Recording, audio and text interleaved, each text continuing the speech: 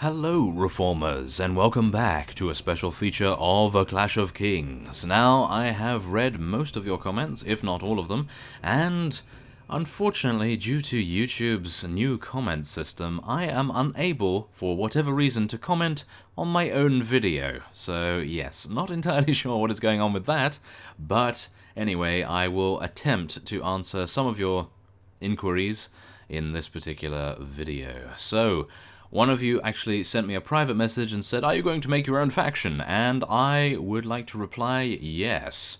So I am hoping that we will be able, if possible, to find somewhere such as this, perhaps, to actually scout them out and see how many forces they actually have in each fief. And that would be very, very nice to create our own little faction right down here and then spread out maybe to... No, not to the red faction. That's definitely not going to happen, as you can see here. That apparently is Lannister territory? I don't know, but the Westerlands? Yes. And... not entirely sure just yet. I would really like to try to accomplish it, of course. But... yeah, I mean, that's really what drew me in to this mod to begin with, because when I was running around on my test character before I started the first part, I noticed that many of the castles and towns only have very few amounts of troops in their garrisons, and I thought, oh yes, this seems like a very fun and very action-packed mod indeed. So I was hoping that we could actually start a faction very quickly as well. So maybe what we will do is head down to Dragonstone. I'm not entirely sure whether this is going to work, but let's actually just take a look here on the map very fast. And oh, that might actually be an idea. This green faction here, very small. I mean, I'm actually trying to find the smallest factions so we can actually take them out and then not have to worry about them, I suppose.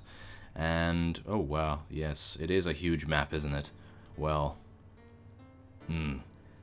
not too sure just yet, of course, but wow, you can go all the way up there as well. Oh my, okay, well, the scope actually, oh, that might actually be an idea as well. They're all on islands. That's actually a very good idea.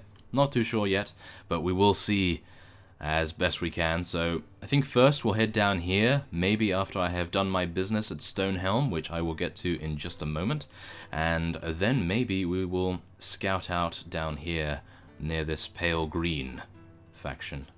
And if not there, then maybe over here. Oh, it might be that these fellows are the exact same faction as those down here, so it might be that they are just a little split up, and that's what we might have to deal with there. Who knows? Okay. Well, never mind. We will be now heading into Stonehelm. As you can see, they do only have 144 in their garrison, which is not that much, if I do say so myself. I mean, for this early in the game, it's enough, of course, but later on, if it stays the same, then we should be completely fine. Now, this is who I wanted to speak to in the tavern. We have Drollo here, and we also have a fellow called Felton Flowers. Now, I'm not entirely sure whether these are companions, but I thought we may as well start recording here just to ascertain the nature of their visit to Stonehelm. So, would you join me for a mug of stout ale? Certainly. With whom do I have the pleasure of drinking? I am Sir Felton Flowers, the former Master of Arms at the Eyrie. I was promoted shortly after Lord John left to take up his position as Hand of the King in King's Landing. With most of his household following him, the Eyrie did, in truth, not need a Master of Arms. But who was I to question John Arryn's wisdom? It paid well. It was a position of fair respect for a man bastard-born, and I did not want for nothing. Things continued much as they had once Lady Lysa returned, though I confess I would have liked to beat that son of hers, a weak coward if ever I saw one, which is not what Lord John deserved. Anyway, recently a singer joined the household, a petty and sallow creature called Marillion.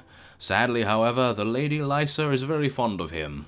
When he tried to, assault my maiden daughter, oh my goodness, this is very brutal, isn't it? Okay. Oh, I see. And for that, Lady Lysa banished me. I had no choice but to send my family to live with my lord father in the Reach and hit the road in search of work. Oh, well, I think we could probably use him. So let's just hope that he is free, shall we say? I shall not betray you, yes. He needs 1,200. I don't have that. Yes, I've been spending a little bit of money on recruits, and of course on food as well to feed said recruits. So let's just hope that we actually get Drollo here. Yes, my name is Drollo. I am the second son of the Carlogo, of whom you have no doubt heard. Well, not particularly. But yes, I might be able to use you in my company. And he is a skilled swordsman and archer. And he has a high trainer skill from what I can tell as well. And he needs 1,000, which we also do not have. That is unfortunate, but at least we were able to find out their backstory a little bit. And we will be now heading over here. And hoping that... Nope, no one there. Okay, well, as I said before, we will hopefully be heading down to Dragonstone. I am not very confident at the moment that we'll be able to actually take anything, but I think it might be quite nice to head down there nevertheless and maybe fight a couple of bandit parties that are around the same strength as we are, and hopefully take some prisoners in the process, and then, of course, be able to level up our units into some rather stalwart warriors themselves. Now, many of you actually wanted me to get more unsullied warriors, and I agree with that, but when I went into Storm's End to try to find the master of the Unsullied to buy a few more from him, he was nowhere to be seen, so I am assuming that he has headed on to some other town to sell his wares, as it were. So, yes, we'll have to try to find him at a later date as we head in against these forest bandits. There we are. I think these are probably going to be a good test of our newly recruited volunteers, and hopefully we will be able to survive. Well, we do outnumber them, and I'm pretty sure, considering we were defeating them pretty easily before, even when they outnumbered us, we should be okay. And why am I running this way? Okay, yes, let's head towards the enemy, shall we? That might be an idea. Okay, so I do have my mace once again, so we are able to take prisoners, which is always a good thing. And speaking of that, I have not been able to find a ransom broker in Storm's End either, so it appears that the ransom brokers and the NPCs, the various people that appear in taverns, do have a rather fast refresh rate, so we'll have to watch out for that in future. Make sure we don't waste and squander our time with them, otherwise we could end up actually losing a good opportunity when we see one. So, let's just see here. We do have a lot of levies, as you can see, so we might have a few issues, but I'm hoping not. So let's try to do some... Oh my, that is not a good thing. He's going to take out my horse. No? Okay. Wow. I really assumed he was going to take out my horse incredibly quickly there, but thankfully I actually knocked one of the forest bandits out, and yet another one, which is very good too. So we can take those prisoner. Goodness knows we do have quite a bit of prisoner management that we can use to good effect. And now, all we need to do is chase down this other fellow who I believe is probably not going to be caught by any of our troops, so I must do it, as I am the only one on a horse. And thankfully, I was not embarrassed by the fact that I almost missed that attack. So, that is good that we actually got him there. And it appears there is actually someone else running too. Oh no. Well, one of you actually suggested that I use my bow from far away, but if I may say, this bow is pretty terrible, as you can see by the range. Now, I would use it, but that's how far it traveled. Not incredibly good, considering I really am no good with actually calculating the flight of the arrow as it flies towards our enemies. But yes, there we are. Thankfully, we were able to gain some forest bandits next time we meet a ransom broker. And we might actually want to get some Stormlands archers. I think what we'll be doing now is going for 1-1, so we'll have a 3-to-1 of man-at-arms and archers, I suppose, maybe? We'll see how it goes, but yes, the Unsullied are amazing, so hopefully we'll be able to find some of those in the near future as well. So, oh, this is actually better than what we were wearing, so that's fine. And, oh, that's actually better. Okay. well, that's fine with me. Okay, that's cool.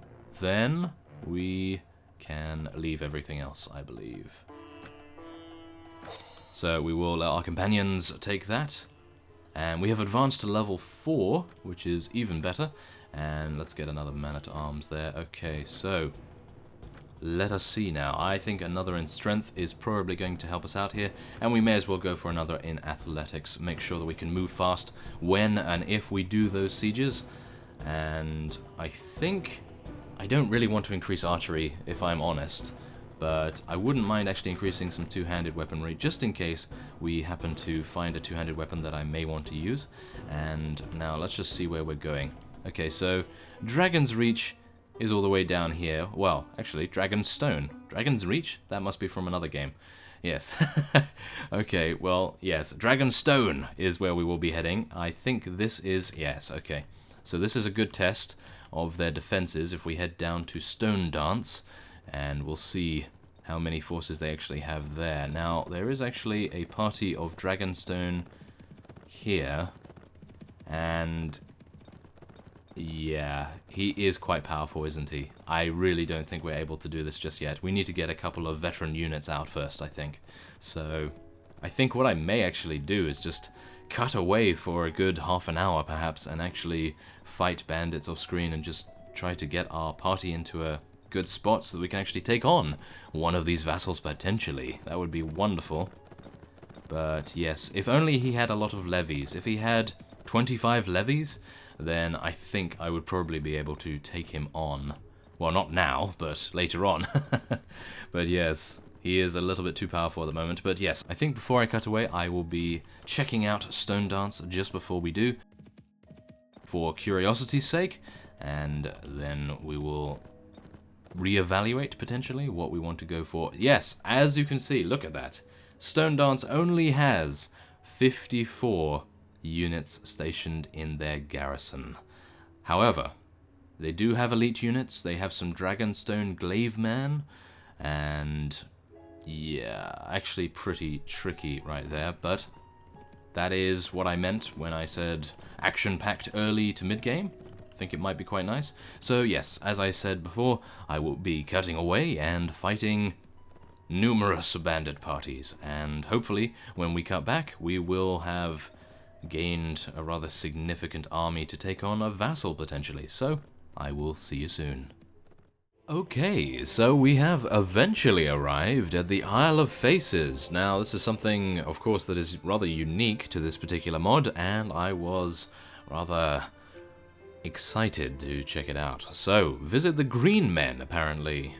Let's do that, and see what they have to say for themselves. Oh yes, okay, cool. This is good, so far. Green Man, let's talk. What is this place? This is the Isle of Faces.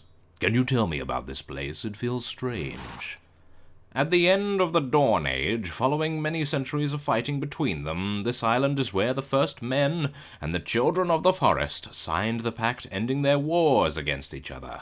In celebration, every weirwood on the island was given a face, so that the gods would witness the pact. With the signing of the pact, the Order of the Green Men was formed to tend the last remaining weirwoods in the south. Do the old gods truly observe the world through the faces in the weirwoods? That is not for me to say. Lately, though, I have felt like someone was watching me, and many of my brothers have had strange dreams of a wolf with raven's wings flying high above the world. Ooh, okay, so that appears to be that. Rather nice, I must admit. Okay, so yes, as you may see, I do actually have a little bit of extra gear. We will get to that in just a moment, once we have left. And here is the Isle of Faces. Yeah, right in the middle of nowhere. I have traveled quite a far distance from Storm's End, as you can probably see there. And this is now our army. Now, it hasn't really grown in size too much, but as you can see here, we do have 7 elite Stormlands men-at-arms, and we actually do have an extra Unsullied. Now, I did actually find the master of these fellows, and I recruited 2 more, so technically we should have 3, but unfortunately we lost 1 due to casualties.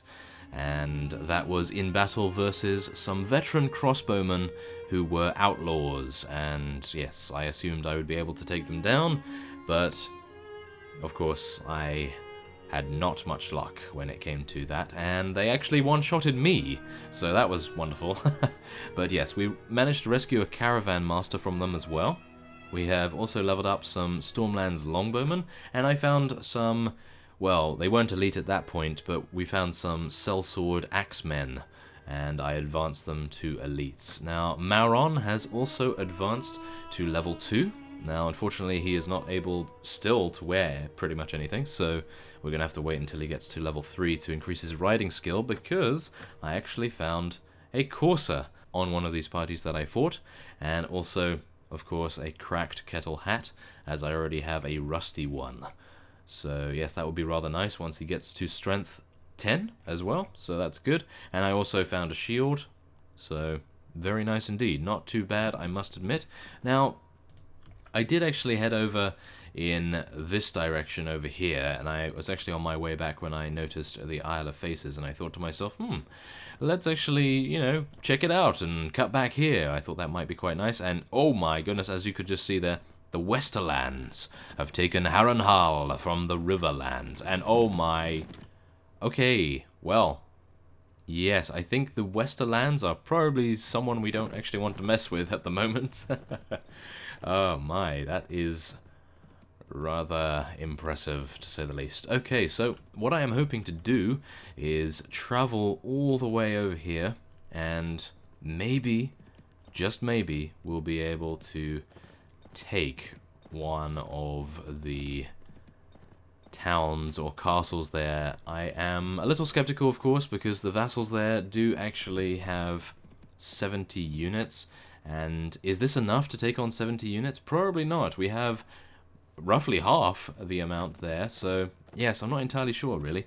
Now, on that note, we are actually just going to be answering a couple more questions. Now, one of the questions I was asked was, what difficulty is this on? Now, I am on 48%, I believe, 48%. I can actually just take a look right now, and you can see here, yes, we are on 48%. Now, the only reason I didn't really want to put this on normal as well is because, as you can see there, it does spike up rather dramatically, but also because I felt as though, considering we are just attempting to gain strength and gain our army size, we were slightly going to be outmatched, perhaps.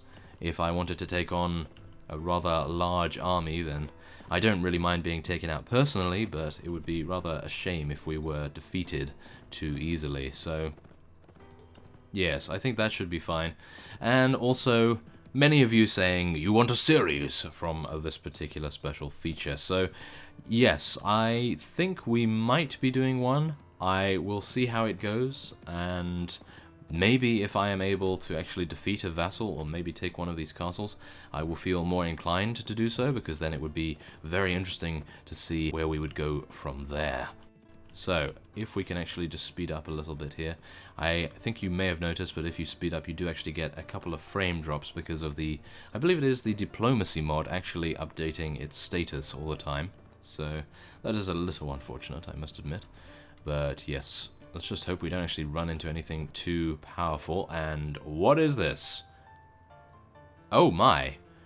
Okay, well, apparently, looking across your shoulder, you see a raven land. It picks at a worm-ridden log and you manage to catch it. You notice a message tied to its left foot and untie it. It reads, I, Renly Baratheon, hereby proclaim my intent to sit the Iron Throne. Let all the loyal lords of Westeros join me in my righteous endeavor. Suddenly the raven flies off, giving a great squawk. Oh my, so I suppose that actually indicates that the Stormlands is declaring war against someone. I believe we can actually just take a look at recent messages. Yes, the Stormlands has declared war against Dragonstone. Well, that's actually not too bad. But I am really looking to take this, potentially. They do really only have around 40 in their garrison, so that's actually not too bad if I do say so myself. Of course, Sisterton itself does actually have a huge amount. So yes, where was I? My apologies for that small cut. I had to AFK for just a second right there. Okay, so yes, we are going to be heading to Little Sister, I suppose, due to the fact that Sisterton, I believe, probably has more. I think due to... oh my. There is Robb Stark himself. Oh my, we do not want to anger him just yet. He has 301 troops. That would be... oh my. Oh. Should we actually take these guys on? Why not? We only have 37, and they have 10. Let's do it. Oh, yes. I think they were actually attempting to encounter us just there, but thankfully enough, we were able to catch up to them as well once they started to run. Oh, yes. Okay, so I really must just mention that I really appreciate the amount of detail that the mod creator puts into each and every one of these battlefields. As you can see, they do have a lot of foliage and trees and generally scenery to look at, because I noticed when I was fighting a couple of bandit parties in the sort of middle ground to the Stormlands, and I believe it is the Green faction north of them, I think. Oh my. Yes, the geography of this map is so huge that I'm getting a little bit confused here, but yes, anyway.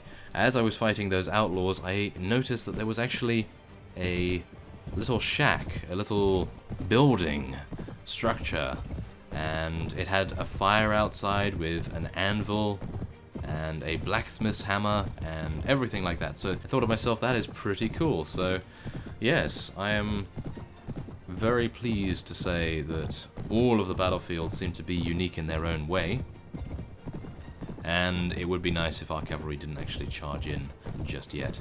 And the most useful thing ever is that these trees you can actually pass through, because as you know me from my previous series and special features, I do like to crash into trees a lot, and not necessarily on purpose either. I do like to somewhat make it a little too irritating for me, but oh, it appears someone has actually advanced in level. I don't believe it is me. I heard the advance in level sound, at least. I'm not entirely sure who it was. Hopefully it was Maron, so we can actually get some riding skill on him. That would be very useful indeed. So, there we are. That was rather easy, I must admit. And we gained 1 renown as a result of that, and 2 prisoners, which isn't too bad. And, ooh, a leather jerkin. That's actually much better than what we are currently wearing. And, oh, a boar helmet. Well, I think we already have a good helm for me and Maron, so we should be fine there. And I will take these leather gloves too, so he can loot the rest of that. Great. So, let us now head down. Let's actually just go to Sisterton, because I just want to check out how many there actually are stationed. And, oh, we're on a boat. Oh, yes. There we go. Okay, so this is actually a town, so I think I will take my time here and actually sell some of the loot that we gained.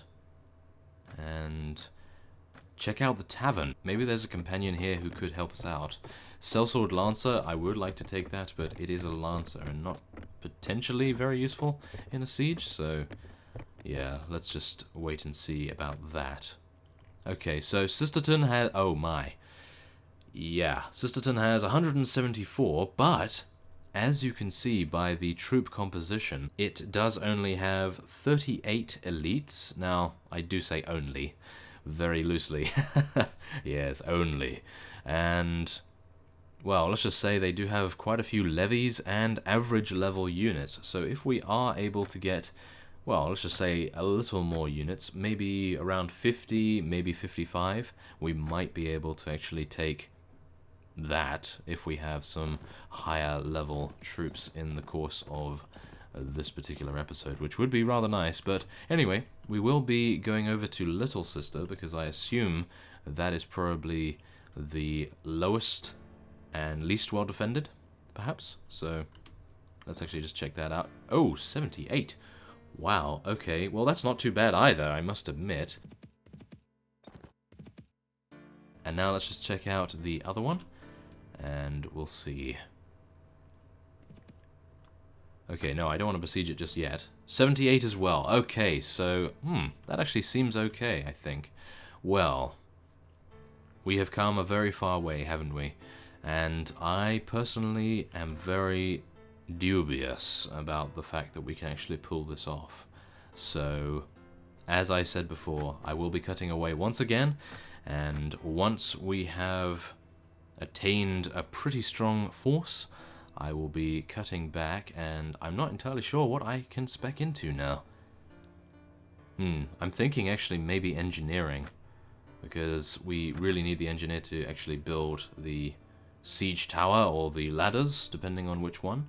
And I think we'll increase our one-handed and a little bit of archery just in case we need it. But yes, anyway, I will be cutting away, and once I have accrued a stronger force, as I was attempting to do before, I will cut back. Okay, you know what? I believe what we will do instead is we will probably fight this battle, and I will then end this episode off, and after that we will do a part 3 where I will have done quite a bit of off-screen training, because I think this will probably take quite some time for me to get the required amount of troops. But of course, as you can see here, I did actually recruit a couple more units in the process of being off screen there, and I'm hoping that I will be able to level them up off screen. So I think that will be our plan for the foreseeable future, and I'm hoping that all of you will concur with that decision. So let us get all of our units down here and, well, I suppose charge in against these outlaws, or technically they are broken men, so I don't feel very good about taking these guys on, but wow, maybe I should have actually recruited them. Although, I believe they're actually elite Stormlands man-at-arms. Yes, they probably would have actually cost me a huge amount of cash. So I think it's probably best that we get the XP from them instead, and maybe are able to take a couple of them prisoner in the process as well. So let's actually try to do as much damage as we can with our mace. And please knock one more unconscious. Come on. Let's do it. Oh, 32 damage. I really need some speed right here. There we go. Very nice. And another one. Good. And one more would do it. Yes, there we are. Nice. Okay, so 4 prisoners from this particular bout out of 9 is not too bad, I must admit. And we've actually attained quite a bit of experience for our units in the process as well, which is always a good thing, and I seem to be repeating myself with that particular phrase. My apologies. Yes. Okay, so, we actually lost 2 units there, but I don't really think anything too bad. And there we are. We have some elite Stormlands man-at-arms. So, I will be ending this episode off here, and next time on A Clash of Kings, we will be, hopefully, having around 55, maybe to 60 units in our party, and maybe even more if I am able to gather a bit of renown, or maybe some more leadership, although that would probably take us quite a bit more of charisma that I am a little unwilling to dedicate to leadership at this time, at least. But yes, as I say, we will probably have an army suitable to take at least something. I'm not entirely sure what yet, but we will attempt it anyway. So, I thank you for watching, and I will see you next time.